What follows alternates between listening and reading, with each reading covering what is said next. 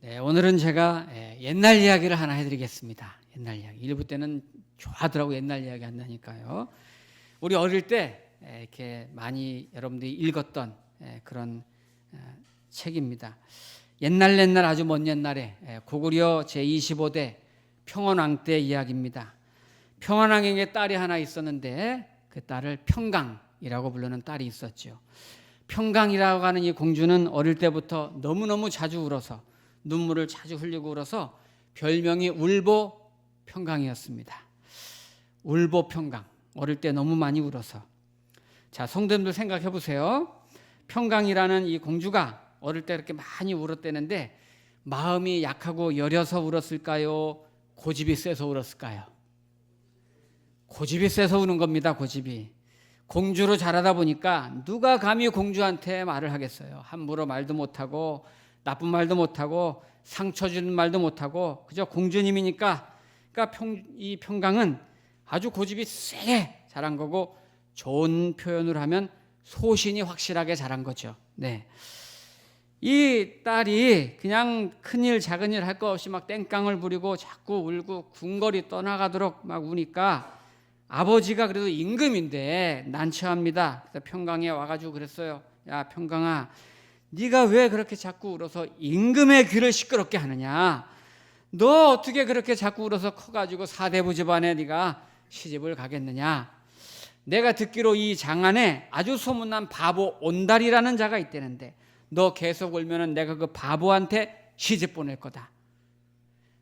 평강이 그 얘기를 듣고 조금 놀라긴 했지만, 조금 울음이 멈추는 것 했지만, 또 얼마 지나지 않으면 또 무슨 일 있으면 계속 또 웁니다. 평강이.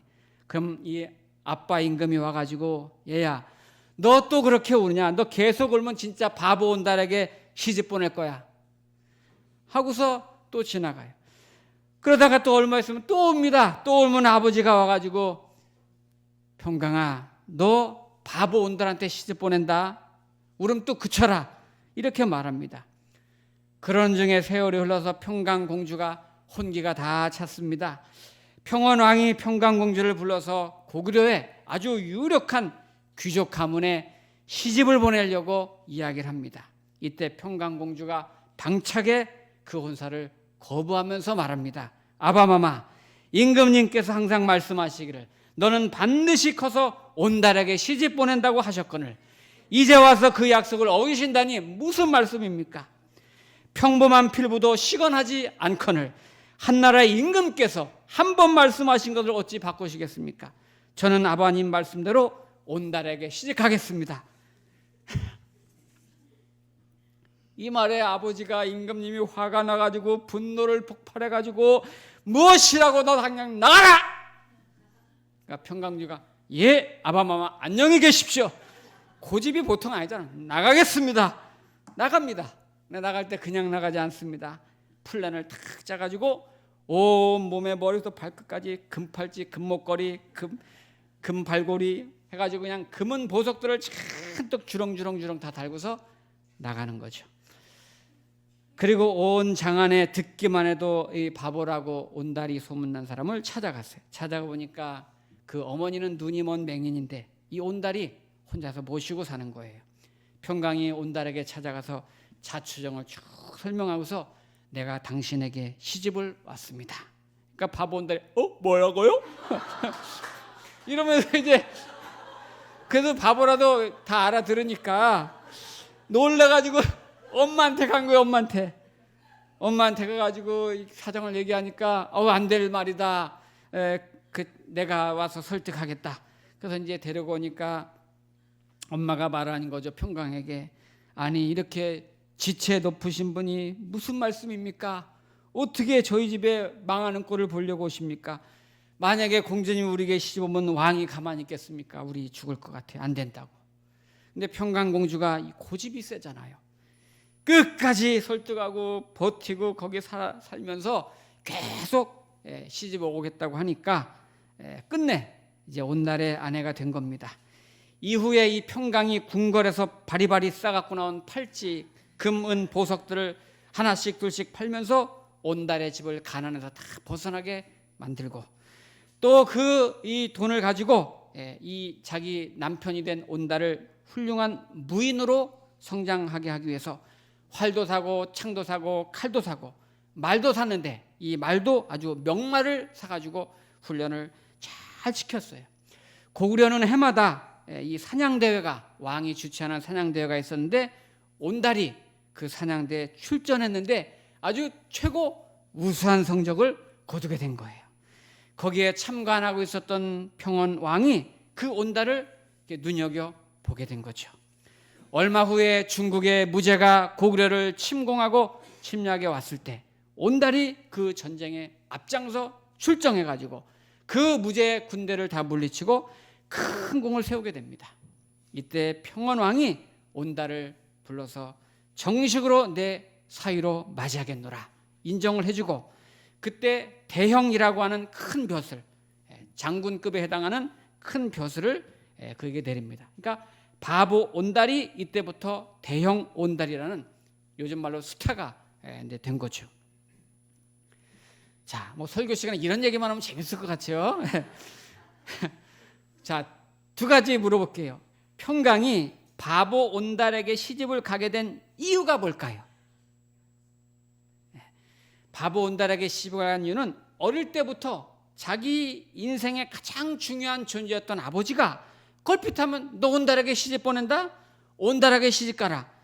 계속 반복적으로 얘기를 했는데 거기서 자기 인생의 정체성이 정해지고 방향이 생기고, 아, 나는 온달에게 시집을 가야 되나 보다. 계속 이렇게 그게 마음이 정해진 거예요. 정해진 거. 두 번째, 그러면 온달은 어떻게 해서 평강을 만나가지고 바보에서 그 무인으로 그 대형이라는 큰 벼슬을 할 수 있었을까요? 그거는 평강이 온달에게 당신 할 수 있습니다. 당신 하면 됩니다. 당신 귀한 사람이에요. 두려워하지 말고 열심히 해보세요. 계속 중요한 존재임을 가르치고 계속 메시지를 보내고 각인을 시키는 거예요. 자꾸 가르치고. 온달이 그 말에 가능성을 얻고 힘을 얻어가지고 젖먹던 힘까지 발휘해가지고 그 초월적인 힘을 발휘한 거 아닙니까? 우리는 우리에게 영향을 끼치는 사람들, 특히 우리 예수 믿는 사람들은 우리를 너무나도 잘 아시는 하나님께서 우리에게 매 시간마다 말씀해 주시고 약속해 주시고 선포해 주시는 말씀들, 우리가 여호수아서를 쭉 보면서 오늘 11장까지 왔는데요, 가장 많이 하나님이 말씀하신 내용이 뭐냐면 두려워하지 말라, 두려워하지 말라, 강하고 담대하라, 두려워하지 말라, 강하고 담대. 여호수아 이 말을 계속 듣게 되는 거고, 그 말씀을 의지하고 순종하고 나갈 때 그는 전쟁마다 다 승리할 수 있었던 겁니다. 오늘 11장은요, 이제 이스라엘이 여리고 이 가나안에 들어와 가지고 남부 지방은 다 점령하고 마지막 북부 지방, 북방 지역 한 곳을 남겨두는데 거기를 완전 최종 정복하는 내용이 나옵니다. 그런데 밑에, 그러니까 여리고나 아이성이나 기브온이나 이 가나안 남부 쪽은 보병 중심의 싸움이에요. 그래서 전쟁하는데 그렇게 많이 어렵지 않았는데, 이 북방 지역, 가나안의 북방 지역 마지막 여기는 말과 병거를 사용하는 민족들입니다. 그러니까 마치 요즘으로 말하면 맨손으로 탱크를 거느리고 온 사람을 싸워야 되는, 사실 이 어려운 그런 전쟁입니다. 그런데 하나님께서는 역시 여호수아에게 두려워하지 마라 말씀하셨고, 여호수아는 그 말씀을 그대로 순종하고 믿고 믿음으로 나갔을 때 또 그 전쟁에서 승리하게 됩니다. 우리가 매 주일마다 하나님이 이렇게 말씀을 주시잖아요. 그러면 말씀을 주신 것처럼 여러분들도 평강 공주처럼 그대로 믿으세요. 들으시면은 그대로 되는 것입니다. 네. 바보 온달한테 갈까봐 아멘을 별로 안 하시는 것 같은데. 자, 6절 말씀을 보세요. 11장 6절. 11장 6절. 자, 북방 민족이랑 싸워서 승리하는 대목인데, 자, 11장 6절에 보면 여호와께서 여호수아에게 이르시되 그들로 말미암아 두려워하지 말라. 또 나와. 두려워하지 말라.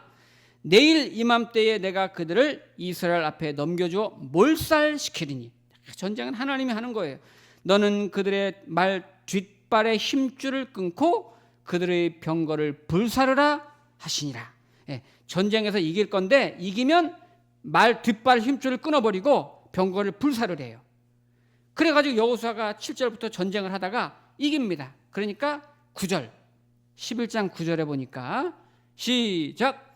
여호수아가 여호와께서 자기에게 명령하신 대로 행하여 그들의 말 뒷발의 힘줄을 끊고 그들의 병거를 불로 살랐더라. 아멘.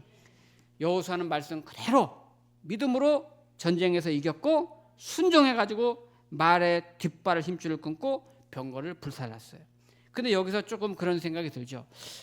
좀 아깝다. 왜냐하면 지금 이스라엘이 강국으로 나가려면은 말 한 필 구하기가 얼마나 어려워요. 많은 말들을 왜 하필 이 뒷발굽을 끊어버리냐고, 힘줄을. 그냥 그대로 쓰면 되잖아요, 우리가. 병거도 여러분 이게 지금으로 말하면 탱크 같은 건데 얼마나 아깝습니까? 그거 가지고 있으면 되는데 하나님은 굳이 왜 말의 힘줄을 끊고 병거를 불사라고 했을까요? 이거는 하나님께서 끝까지 이스라엘 백성들이 말과 병거나 군사력을 의지하지 말고 눈에 보이지 않지만 하나님을 의지하고 그 말씀을 의지해서 살기를 원하셨던 거죠. 지금 이스라엘 백성들의 무기가 뭐냐면은 하나님의 약속과 말씀이에요. 그게 무기예요. 이스라엘 백성들은 말과 병거가 가득하면 그걸 의지하게 되거든요. 우리가 생각하기에는 하나님이 말과 병거도 그대로 주시면 우리 또 하나님 의지하고 그러면 될 것 같은데 인간의 마음이 간사하거든요. 말이나 병거가 없을 때는 어쩔 수 없으니까 하나님 앞에 매달려서 기도하고 의지하고 가는데 조금 살만해지고 여유가 생기면 힘이 있다 생각 때문에 그 힘을 의지하지 하나님을 의지하지 않는다는 것을 하나님 너무나 잘 아세요. 그래서 사실 우리가 하나님 믿는 사람들에게 가장 복 있는 사람이 누구냐면 하나님을 의지할 수밖에 없는 상황이 되는 거, 그게 복인 거예요. 그나마 그것 때문에 내가 믿음 붙잡고 있는 거니까요. 하나님이 그래서 사랑하시는 사람들은요, 인생에서 중요한 나사를 하나 딱 빼놓으실 때가 있어요. 그것 때문에 내가 하나님 의지하게 만드는 거예요. 우리 여러분들 생각에 종종 내가 원하는 것, 그것만 채워지면 내가 살 것 같은데 그 채워지지 않아서 내가 힘들게 느껴지고 어렵게 느껴질 때가 있습니다. 그런데 사실은 그게 채워지지 않는 게 복인 겁니다, 여러분. 그게 없기 때문에 내가 하나님 앞에 나와서 이렇게 예배도 드리고 하나님 도와주세요 기도도 하고 의지도 하고 날마다 기도하는 거지. 여러분들은 편안하고 집안에 별일 없어 보세요. 기도 안 합니다. 별일 있어도 안 할 판인데 없으면 완전히 그냥 그렇잖아요. 그래서 하나님이 사랑하는 사람일수록 한 가지 두 가지 남겨놓는 거예요. 그것 때문이라도 자꾸 예배 나오고 하나님 붙들고 의지하고 믿음 생활하게. 그런데 오늘 본문에서 이제 의문이 드는 게 하나 있어요. 자, 오늘 11장 마지막 절을 가보세요. 가나안 지역을 다 점령했는데 11장 23절에 보시면 헷갈리면 안 됩니다. 잘 보세요. 23절에 이와 같이 여호수아가 여호와께서 모세에게 말씀하신 대로 그 온 땅을 점령하고 이스라엘 지파의 구분에 따라 기업으로 주매 그 땅의 전쟁이 그쳤더라. 자, 전쟁이 그쳤죠? 온 땅 점령했고 전쟁이 그쳤습니다. 그 12장에는 정복한 나라의 이름이 다 나와요. 그리고 13장 1절을 보세요. 13장 1절에 보면은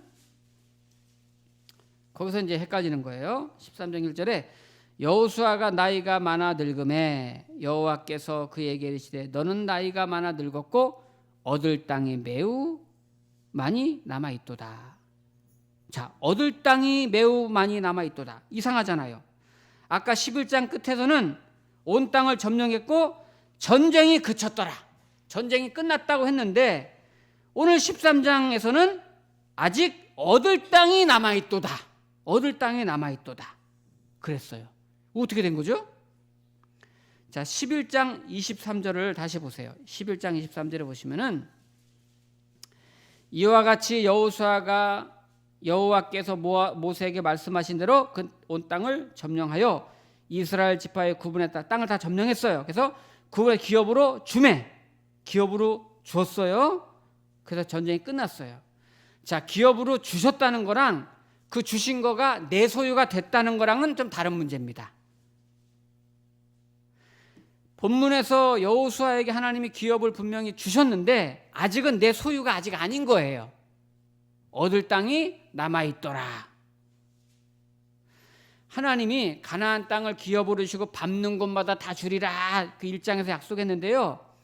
그러면 내가 그 발바닥으로 밟는 곳을 다 주리라 그러니까 발바닥으로 내가 다 밟아서 차지해야 돼요. 그래서 차지할 때까지 전쟁을 계속 했었어야 되는데 11장 끝에서 전쟁이 그쳤더라 하고서 다 끝났는데 좀 가보니까 아직 얻을 땅이 남아있더라, 이렇게 된 거예요. 그러면 이 말은 뭡니까? 실제로 소유하고 완전히 얻을 땅으로 내가 다 차지해서 가지고 있어야 되는데 아직 남았다, 이 말은 남았는데 전쟁은 끝났어요. 예. 왜 벌써 미리 전쟁을 끝났을까? 아직 남아있는데, 땅이 남아있는데. 자, 그 이유와 동기가 이제 11장 후반에 나오는데요. 이유를 찾아보겠습니다.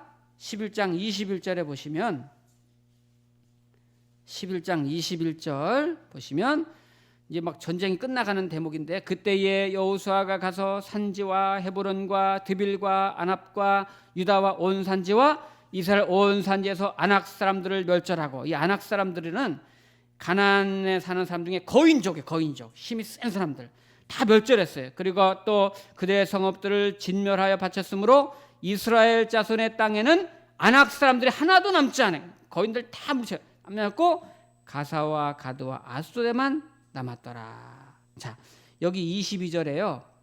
이스라엘 자손의 땅에는 아낙 사람들이 하나도 남지 아니하였고 가사와 가드와 아스도데만 남았더라 되는데, 옛날 성경에는 가사와 가드와 아스도데만 약간 남았더라 이렇게 돼 있어요. 약간 자가 있어요. 요 세 동네만 남고 나머지는 다 점령을 한 거예요. 그러면 왜 거의 98%는 점령한 거예요, 가나안을. 그냥 2% 정도 남겨놓은 거예요. 왜냐면은 2% 별거 아니니까. 그 시골의 촌동네, 그 이름도 잘 모르는 건 촌동네, 그 별로 위협도 안 되니까 그까짓 거 남겨놓은 겁니다. 하나님이 처음에 순종하면 너희가 이 땅을 밟는 곳마다 너희에게 다 주었노니 이렇게 약속하셨는데, 그 얻을 땅을 그렇게 다 밟아서 끝까지 점령을 했어야 되는데 그 저 구석의 시골 동네 조그만 동네는 그냥 남겨놓고 전쟁을 끝낸 거예요. 여기에 큰 함정이 있는 겁니다. 뭐 예를 들어서 뭐 이제 우리 교회가 가나안 땅에, 우리 교회가 가나안 땅, 가나안 성인데 이제 누가 쳐들어와 가지고 우리 교회를 점령하는 거예요. 탁 들어와서 막 1층 본당을 점령하고 유아실 점령하고 2층 막 카페를 점령하고 3층에 막 어린이부실 점령하고 사택을 점령하고 다 점령하고 지하 내려가서 막 식당을 점령하고 화장실 성가 다 점령해서 막 더 점령했는데 저 교회 맨 끝에 저게 보일러실 하나 딱 있거든요. 그것만 딱 빼놨어. 예. 그러면 뭐 교회 다 점령한 거라고 볼 수 있잖아요. 그거 딱 하나 98% 점령했으니까 2% 남겨놓고 전쟁을 끝낸 거예요. 비율로 볼 때는 2% 약간 남겨놓은 거 별거 아닙니다. 근데 왜 남겼을까요? 힘의 논리가 작용을 한 거죠. 힘의 논리가. 왜냐면 힘의 원리로는 98% 점령했으니까 겨우 2%? 그거 아무것도 아니에요. 그까짓 거 남겨봤자 아유 언제든지 마음먹으면 무너뜨릴 수 있는 거예요. 언제든지. 예. 그게 큰 문제라고 생각 안 한 거죠. 98% 점령했는데 뭐 2%가 뭐 자기네가 까불어봤자 뭐 그거 아무것도 아니죠. 뭐 힘의 원리로 볼 때, 힘의 논리로 볼 때는 딱 맞는 얘기입니다. 그거 2% 위협도 되지도 않고 저 시골의 촌동네 아무것도 아닌 거예요. 오늘이라도 마음 먹으면 그냥 점령할 수 있는데 에이 그냥 놔둬 별것도 아닌데 하고 내려놓은 겁니다. 그런데 이 대목에서 이스라엘 백성들이 한 가지 잊은 게 있는 거예요. 이스라엘 백성은 지금까지 가나안을 정복하고 자기들의 살아가는 삶의 원리를 힘의 논리로 생각하고 있는 거예요 지금. 예? 원래 가나안의 삶의 원리는 뭡니까? 100% 나는 하나님을 의지하고 100% 하나님께 순종한다. 그 원리로 내가 살아간다. 이게 이스라엘 백성들의 원리가 돼야 되는데, 우리도 저도 여러분들도 예수님 안에서 삶의 원리가 뭡니까? 주님, 내가 100% 주님을 의지합니다. 100% 주님께 순종합니다. 이런 원리로 살아가는 게 우리 그리스도의 삶이에요. 그런데 안타깝게도 가나안의 삶의 원리가 안타깝게도 그렇게 좀 사는 것 같다가 내가 좀 잘 나가기 시작하면, 내가 좀 어느 정도 땅을 좀 정복해가지고 여유가 생기면, 좀 힘이 생기니까 아 이제 괜찮아, 이 정도는 괜찮아, 하나님의 은혜를 잊어버리기 시작하고 자기가 갖던 세력을 보고 자기가 가진 힘을 보고 살만해지니까 뭐 그 정도까지는 순종 안 해도 되지, 이 정도만 해도 충분하지, 이렇게 98%를 정복했는데 그까짓 거 2% 이거는 다 이긴 거나 진비 없어, 약간 남겨뒀다고 큰일 안 해도 별일 없어, 그 정도는 불순종해도 되지, 뭐 거의 다 했다고 보는데 뭐, 이런 거. 우리가 이런 사고방식과 이런 영적 생활이 우리에게 작용될 때가 많아요. 여호수아하고 이스라엘 백성들이 하나님께서 가나안을 다 정복해라, 100% 진멸하고 차지하기를 원하셨다면 그게 문제가 되지 않을지라도, 보기에는 별거 아닐지라도, 작고 초라해 보여도 하나님 말씀에 순종해서 100% 밀어내고 끊어버리고 정복하고 완전히 차지했었어야 되는 거예요. 그런데 내가 이만큼 했는데 뭐 그 정도는 어때? 그 정도는 안 해도 돼. 그 불순종이 작용을 하는 겁니다. 그런데요, 그 약간 남겨뒀던 그 세 지역, 어떤 지역입니까? 한번 볼까요? 22절, 11장 22절 끝에 보니까 22절에 보면 이스라엘 자손의 땅에는 아낙 사람들이 하나도 남지 아니하였고 가사와 가드와 아스돗에만 남았더라. 요 세 지역은 실제 가나안 지역 중에서 작은 촌락에 불과합니다. 아주 시골의 조그만 동네, 별거 아니었어요. 맞아요. 그러니까 힘의 논리를 생각할 때 그 정도는 뭐 안 해도 될 것 같아, 조그만 세 지역 그 별거 아니야 라고 생각했는데, 그 세 지역이 나중에 이스라엘 역사에 쓴뿌리가 돼가지고 계속 괴롭힙니다. 자, 세 동네 중에 가사에서 누가 났습니까? 가사에는요 들릴라라는 여인이 있었어요. 그래서 삼손이 사사가 돼가지고 이스라엘을 위해서 싸울 때 그 천하무적 삼손을 쓰러뜨린 사람이 들릴라 아닙니까? 들릴라. 이때 여호수아가 다 정복했다면은 끝났을 텐데 정복 안 하고 살려두니까 들릴라라는 여인이 일어나 삼손을 무너뜨린 거예요. 또 가드에는 누가 있었습니까? 가드에는 골리앗이 있었잖아요.